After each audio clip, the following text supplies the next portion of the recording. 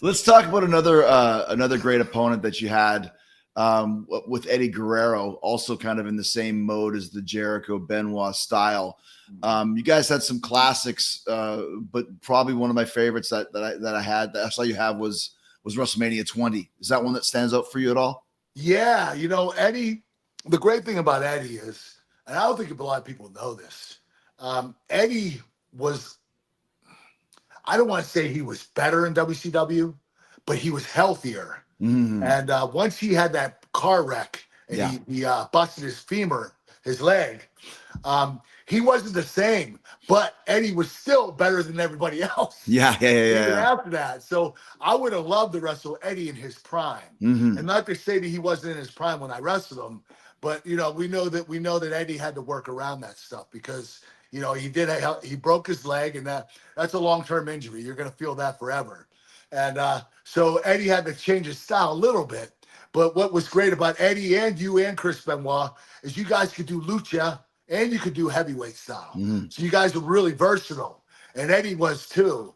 And so Eddie could work with a little kid or a small wrestler and have a great lucha match, or you could work with John Cena or The Rock or Stone Cold Steve Austin and have a great heavyweight championship match. Mm-hmm. So he was really versatile. And so who was I just talking about? With Eddie. Eddie. Yeah. Sorry, my brain's going since I've been getting old. But Eddie was so talented, and the way he connected with his fans. I remember, and I don't know if you saw this on social media recently, but I did an interview where we were in Minnesota, and the fans, it was white America. I mean, the people in the crowd were blue eyes and blonde hair.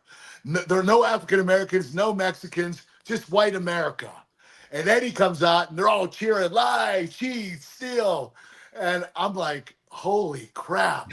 Eddie Guerrero has these white people chanting lie, cheat, and steal like they're Mexican. And it was like he broke the barrier of race.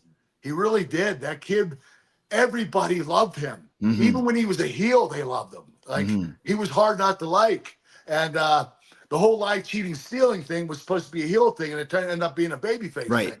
So Eddie just changed the dynamic of wrestling, and that's why I love the guy. He made wrestling bigger and better because of who he was and what he represented. Do you remember the finish of that WrestleMania 20 match? Oh yeah, he lied, cheated, and stole his way to victory. Tell us what happened. Yeah, he I was got him in the ankle lock, and I was wearing down his ankle. And at one point in time, he got away and he took unstrapped his laces. And so when I got the ankle lock on again, he pulled his foot out, and I ended up with the boot in my hand. I was like, holy shit. And I charged him. He hit a little quick roll up and got a 1, 2, 3. When he told me the week before what the finish was going to be, and I was like, Eddie, that's brilliant. I mean, not only does it make your character stronger by lying, cheating, and stealing your way to victory, you're protecting me because you lied, cheated, and stole. So it was a win-win for both of us. It was like one of those matches where it benefited everybody. And that's the kind of creativity that Eddie Guerrero had. Tell us about the fight that you guys had backstage. Oh, God. Okay. What happened is I was with Luther Reigns and Mark Jindrak. They were part of my faction back then. It was a real bad time in my career, to be honest with you. But not because of them, but just other personal stuff. But they were out there and they got heat on Eddie at the end of the show. And I wasn't out there. And when they came backstage, Eddie was pissed, and I was in the gorilla. And he was like, you mother effers, you were stiffing me. And I was like, Eddie, I didn't do it. It was them. He's like, he shoves me, he pushes me and says, fuck you. And so I pushed him back, and the son of a bitch tries to double leg me. And knowing I'm an Olympic gold medalist, obviously I'm not going to let him take me down. I sprawled on him, and I got him in a front headlock, and I started choking him out.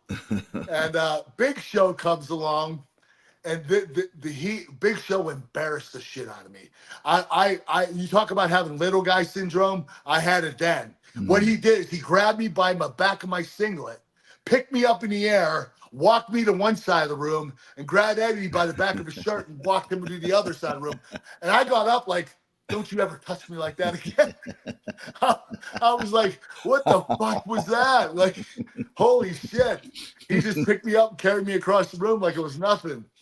So Eddie and I, I went over to apologize to him. I said, "Eddie, I just want to say I'm sorry." And he goes, "I'm not ready to apologize."